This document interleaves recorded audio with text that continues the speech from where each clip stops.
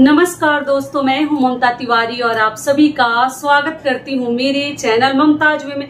कैसे हैं आप सब? तो ये बताने के लिए कमेंट बॉक्स में हर हर महादेव हमेशा की तरह जरूर लिखें। तो चलिए दोस्तों, आज हम इस वीडियो में जानेंगे, आप लोग का सबसे महत्वपूर्ण सवाल है कि दीदी दान के लिए कौन कौन सी चीजें हमें खरीदनी चाहिए और कहीं से मिली हुई चीजें क्या हम दान कर सकते हैं, और हमें अपने लिए खुद के लिए श्रृंगार में कौन कौन सी चीजें माता पार्वती को जरूर चढ़ानी चाहिए, और दान में कौन कौन सी चीजें बहुत अधिक महत्वपूर्ण है जो कि हमें जरूर चढ़ानी चाहिए। दान में अनाज कौन सा करे, चावल करे कि आटा करे, कौन कौन सी चीजें दान में हमें लेनी चाहिए। इसी प्रकार के कई ऐसी महत्वपूर्ण बातें जानेंगे। साथ में जानेंगे, आप लोग पूछे दीदी तृतीया तिथि कब से प्रारंभ हो रही है, कब समाप्त हो रही है। और लड़कियों का भी एक सवाल है कि दीदी कुंवारी लड़कियां व्रत में कौन कौन सी चीजों का दान करें, माता पार्वती को कौन कौन सी चीजें अर्पित कर सकती है, चढ़ा सकती है। हर चीज मैं आपके साथ शेयर करूंगी, तो आप लोग ध्यान से वीडियो को सुन लीजिएगा। तो आप लोग बने रहिए मेरे साथ मेरे चैनल पर। अगर आपको मेरा वीडियो पसंद आता है तो प्लीज आप मेरे चैनल को सब्सक्राइब कर दीजिएगा, बेल आइकन को प्रेस कर दीजिएगा, जिससे कि मेरे वीडियो के नए नोटिफिकेशन आप सभी के पास सबसे पहले पहुंचे। तो चलिए शुरू करते हैं और सभी महत्वपूर्ण बातें एक एक करके जान लेते हैं। तो सबसे पहले देखिए, हर वीडियो में बताते चल रही हूँ कि इस साल 2023 में हरितालिका तीज का व्रत हम कब रखेंगे? 18 सितंबर को। दिन क्या है? सोमवार। और रविवार को नहाए खाए करनी है एक दिन पहले, 17 सितंबर को दिन है रविवार। ठीक है, उस दिन नहाए खाए करके अगले दिन हमें व्रत रखनी है।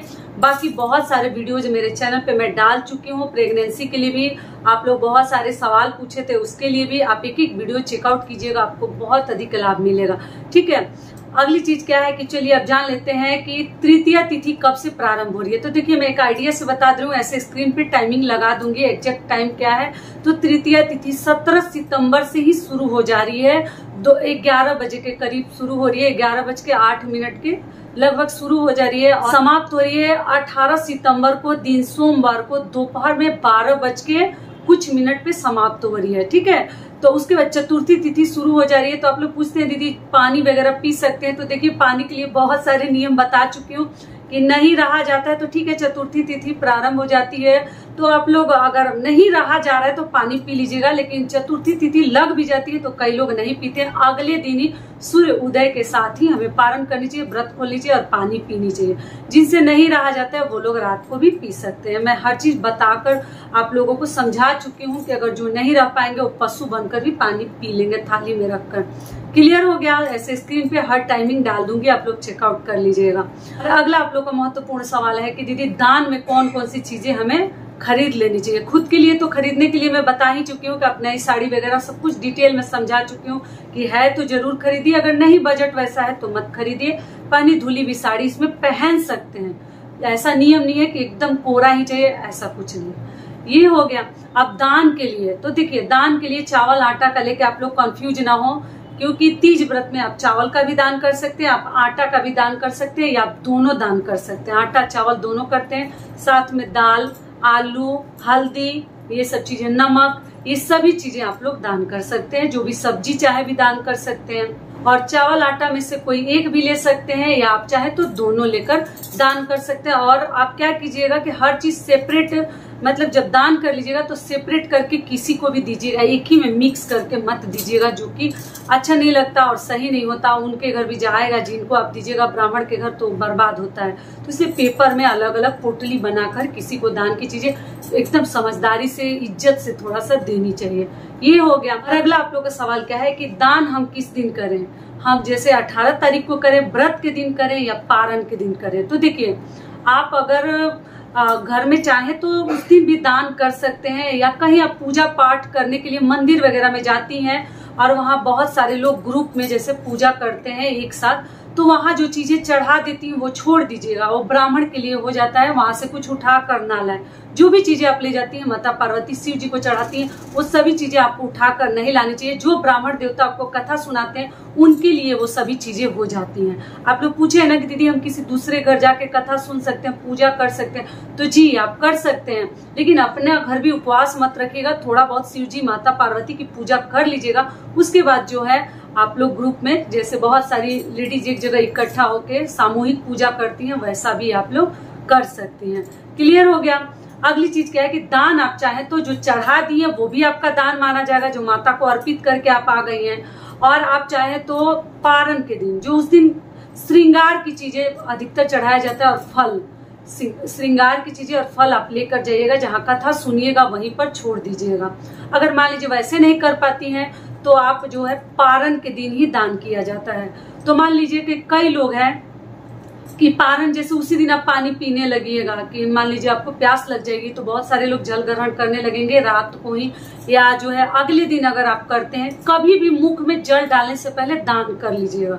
कहने का मतलब यही हुआ कि आप 18 को रात तक करती हैं तो भी, या अगले दिन 19 तारीख को आप जो है अपना व्रत खोल रही हैं सुबह सूर्योदय के साथ, तो भी आप लोग दान जो है पहले करके जल ग्रहण कीजिएगा जब भी करती हैं।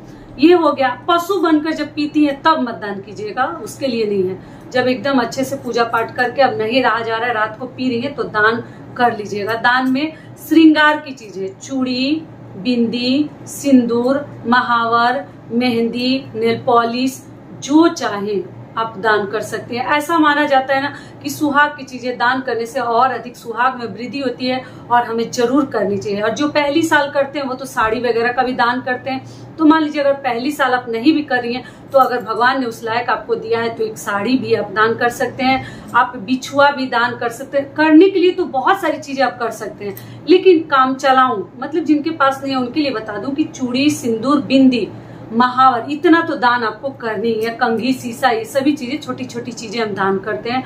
और साथ में कुछ मुद्रा भी दान कर सकते हैं, और आप जो है अनाज का भी कर सकते हैं। अगर वो सभी चीजें देने का जगह नहीं है, अनाज वगैरह, फल वगैरह, तो आप उस जगह पे पैसा ही दे दीजिए। क्योंकि कई लोगों का ये भी सवाल है कि दीदी देने का कोई जगह नहीं है, कोई ब्राह्मण वगैरह नहीं है, तो आप क्या कीजिएगा, उस जगह पे दक्षिणा दे दीजिएगा।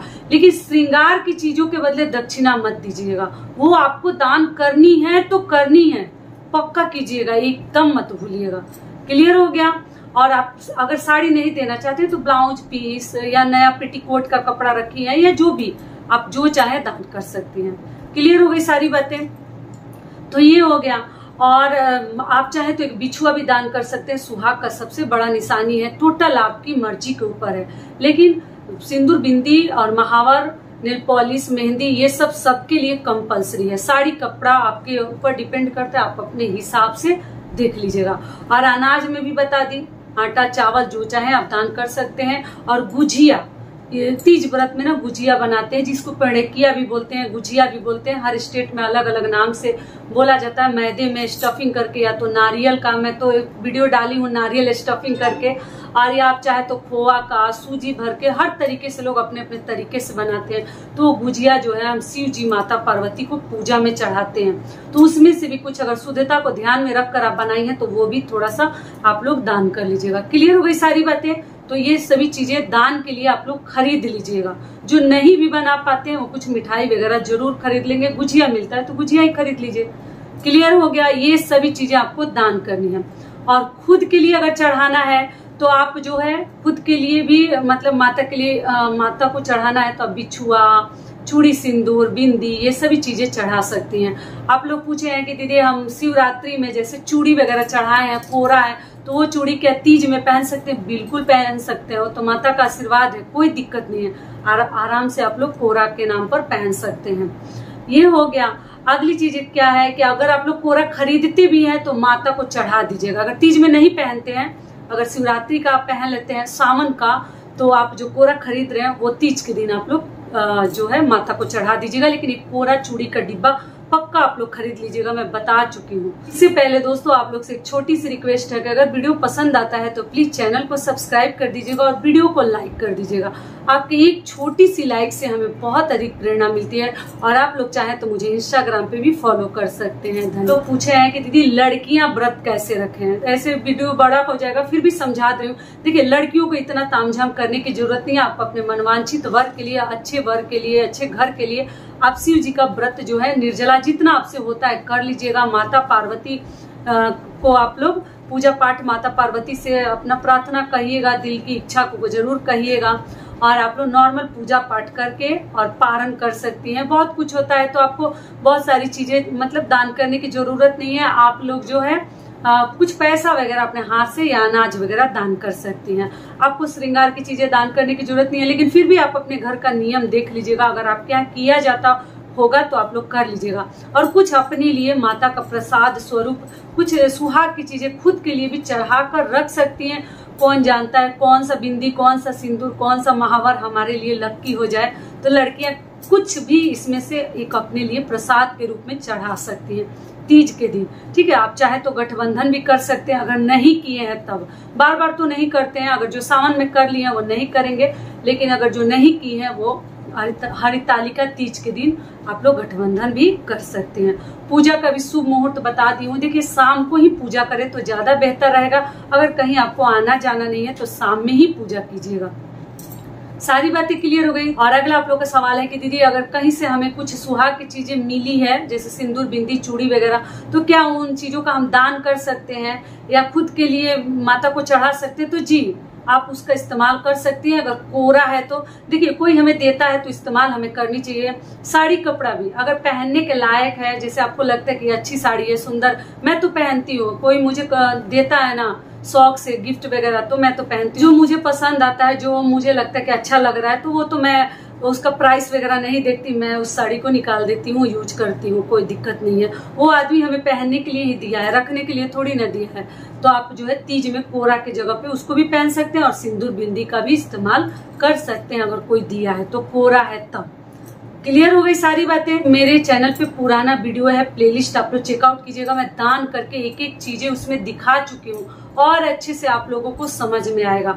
तो आप लोग पारण के दिन ही दान कीजिएगा। जब कभी भी व्रत खोलने का सोच रही हैं, जल पीने का, तभी आप लोग दान कीजिएगा। क्लियर हो गई। साथ में फल, आप अनाज और सुहाग की चीजें दान किया जाता है। साड़ी कपड़ा चाहे तो आपकी मर्जी है, जरूर एक वस्त्र का दान कीजिएगा अगर भगवान ने उस लायक सब कुछ दिया है तब। पारण में कौन कौन सी चीजें हमें खानी चाहिए, कौन सी चीजें नहीं खानी चाहिए, उसके लिए अलग से वीडियो डालूंगी, क्योंकि ये वीडियो बहुत बड़ा हो जाएगा और आप लोग का बहुत सारे सवाल आए हैं। तो कोशिश करूंगी कि हर सवाल का मैं उत्तर आप लोग को दे दूं। मान लीजिए कि आप लोग के कमेंट का रिप्लाई नहीं दे पा रही हूँ तो माफ कीजिएगा, क्योंकि व्रत रहता है तो आपको मालूम है ना, हर घर में काम बढ़ जाता है। तो इस प्रकार से आप लोग कर लीजिएगा और भी बाकी वीडियो आप लोग चेकआउट कीजिएगा, कौन कौन सी चीजें अपने लिए खरीदनी है और कौन कौन सी चीजें दान के लिए। क्लियर हो गई।